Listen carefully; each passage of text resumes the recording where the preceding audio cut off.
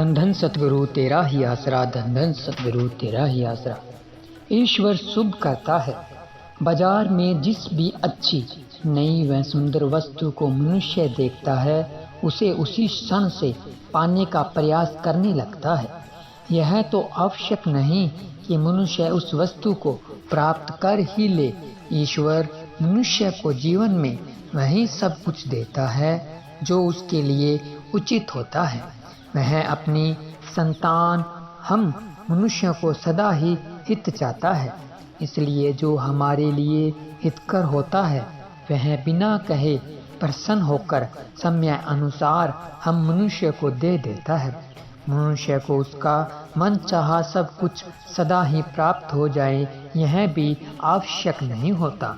मनुष्य सदा ही ईश्वर से कुछ न कुछ मांगता रहता है, पर उसे वह हर वस्तु नहीं मिल सकती जिसकी वह कामना करता है।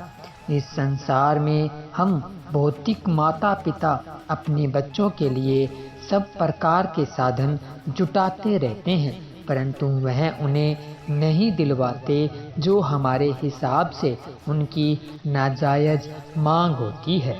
उसके लिए वे चाहें कितने हाथ पैर पटक ले, कितना ही रोना धोना क्यों न कर ले, उनकी इच्छा को पूरा नहीं किया जाता।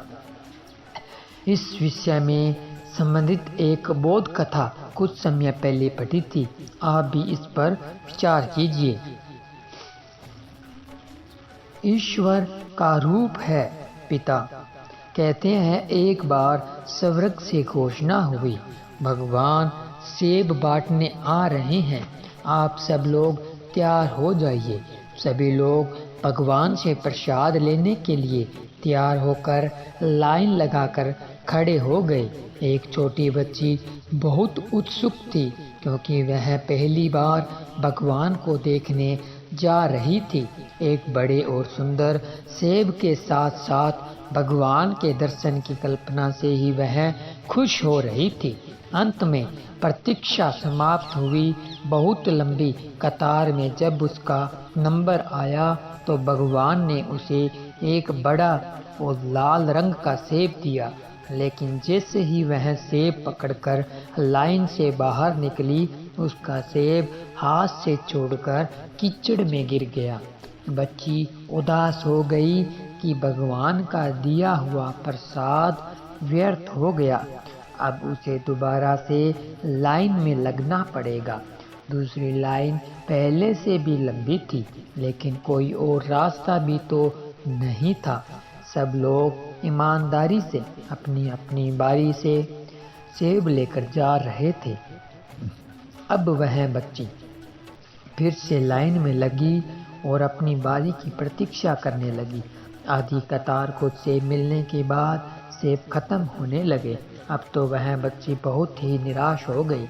उसने सोचा कि उसकी बारी आने तक तो सभी सेब खत्म हो जाएंगे, लेकिन वह यह नहीं जानती थी कि भगवान के भंडार कभी खाली नहीं होते। जब तक उसकी बारी आई तब तक और नए सेब आ गए थे। भगवान तो अंतर्यामी होते हैं।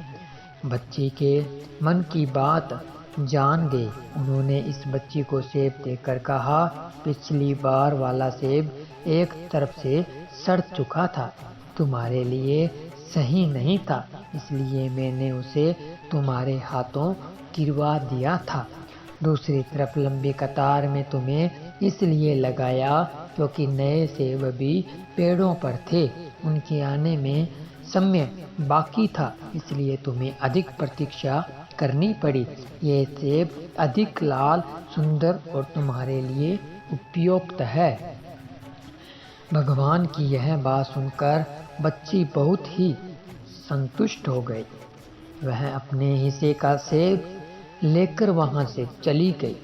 इसी प्रकार यदि हमारे किसी भी कार्य की सफलता में विलंब हो रहा है तो उसे भगवान की इच्छा मानकर स्वीकार कर लेना चाहिए। जिस प्रकार हम अपने बच्चों को उत्तम से उत्तम वस्तुएं देने का प्रयास करते हैं जो उनके लिए उत्तम होता है, ईमानदारी से अपनी बारी की प्रतीक्षा करनी चाहिए और उस परम पिता परमात्मा की कृपा के लिए हर पल हर क्षण उसका स्मरण करते रहना चाहिए।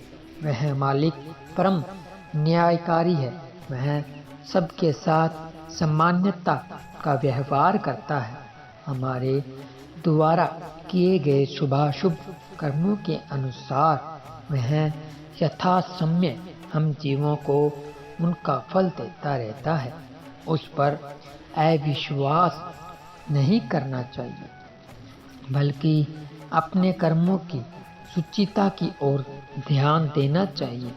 किसी कवि ने हमें समझाते हुए कहा है, ईश्वर यत् करोति स्वप्नवेव करोत, अर्थात ईश्वर जो करता है हमारे भले के लिए ही करता है, इसलिए उस पर आस्था बनाए रखनी चाहिए।